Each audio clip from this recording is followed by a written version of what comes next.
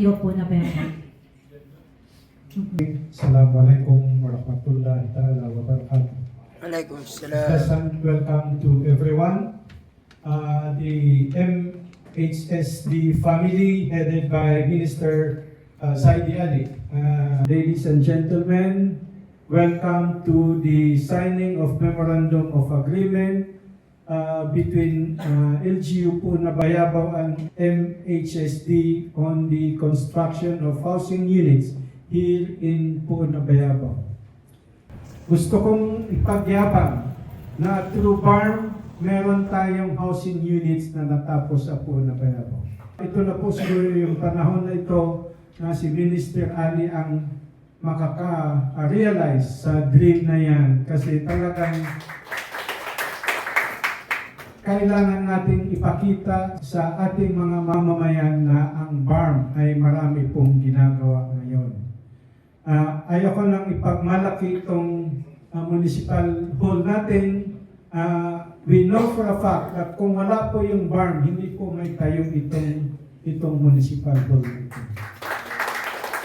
In the selection of the site, marami po tayong sites na pwedeng lagyan ng housing units, but yung napili natin na site is na-consider po namin na among the pinaka-ideal kasi ginawan po natin yun ng bagong karsada. Also again, funded by BARM, yung karsada na yun. So, pag matapos itong units, housing units na ito, halos pwede natin sabihin na through BARM, nakakreate tayo ng isang magandang community within Punabayabaw.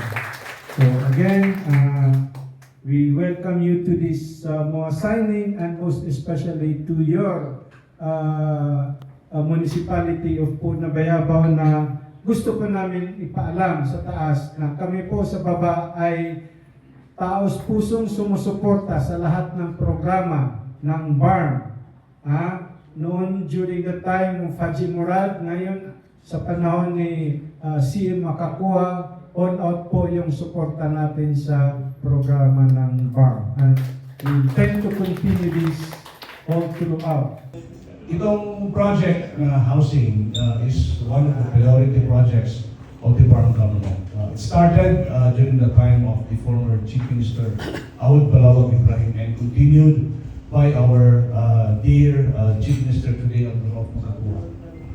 Sinabi niya na ipagpatuloy natin ito because alam niya na isa ito sa mga importanteng projects na kailangan ng Bangsamoro people here in the Bangsamoro region.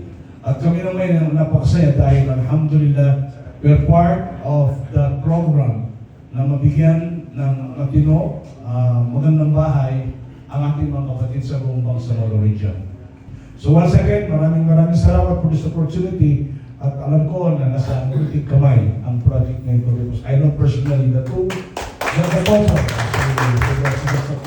them and alam ko kung how they handled and how they developed the municipality of Punabayabaw. Rest assured na dadagdagan pa natin yung mga proyekto dito. So kung mayroon kayong mga follow up doon, dito kami ni St. PJ, tulungan namin kayo. So, yun lang. Ako po ay nahiya at wala na akong masabi sa Punabayabaw.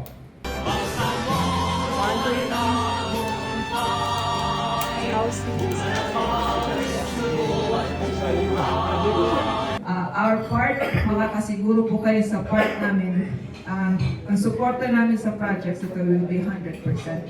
Para sa bayan,